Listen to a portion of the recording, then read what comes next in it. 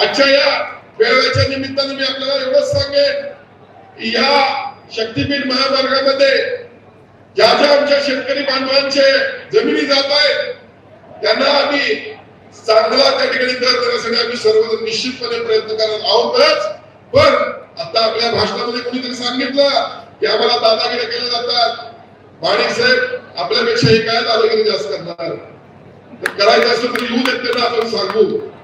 आणि म्हणून आम्ही सर्वजण आपल्याला एवढी जागा या ठिकाणी ग्वाही देतो, प्रामुख्याने शेतकऱ्याचं कुठलं नुकसान होणार नाही याची खात्री देतो। शेतकऱ्याला त्यांच्या जमिनीला ज्यादापेक्षा जादा दर दिला जाईल यासाठी आम्ही सन्माननीय मुख्यमंत्र्यांना या ठिकाणी सांगतो।